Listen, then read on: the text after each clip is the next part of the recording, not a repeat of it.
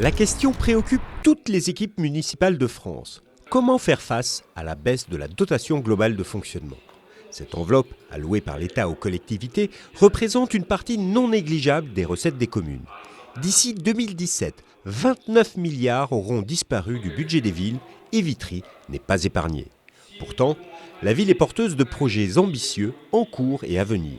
Mais ces baisses de dotation peuvent remettre en cause une partie de ces projets essentiels au développement de la ville et au bien-être de ses habitants. C'était l'un des points abordés lors du conseil municipal du 17 février dernier. Les nouvelles ne sont pas bonnes en ce qui concerne les recettes des collectivités.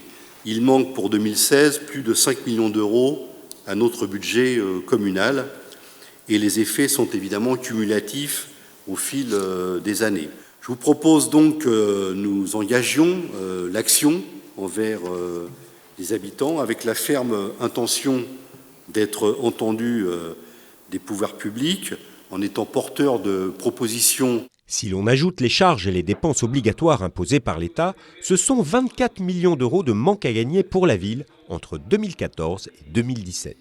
Un défi immense pour la municipalité qui a choisi de sensibiliser tous les habitants via des conseils de quartier, comme ici, le 8 mars dernier, au quartier Gare Jean Jaurès. Comme tout citoyen, on est concerné de près et loin par la question du budget, sur les coûts divers et variés. Il est intéressant un peu de voir la tournure que cela va prendre, notamment avec toutes ces réformes politiques qu'il y a à droite à gauche, où on sait que la ville a moins en moins de fonds. C'est très préoccupant pour tous les résidents.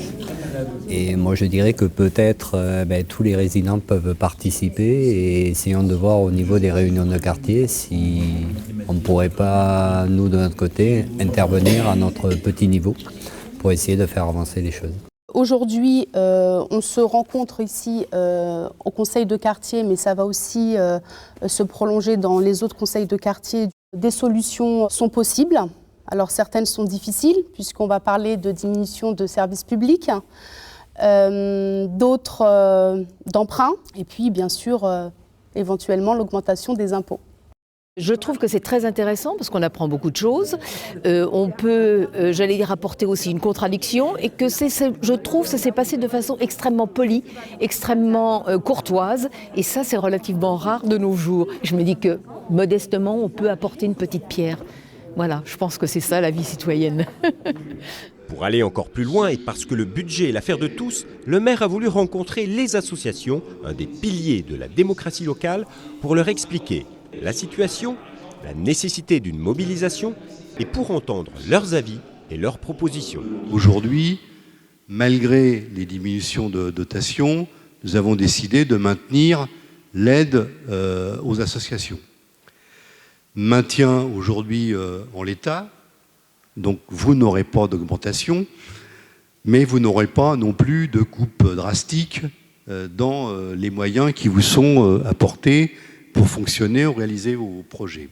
En tout cas, ce qui nous préoccupe beaucoup, c'est que ces réductions de dotation en direction des collectivités locales pourraient nous amener à réduire les moyens attribués aux associations.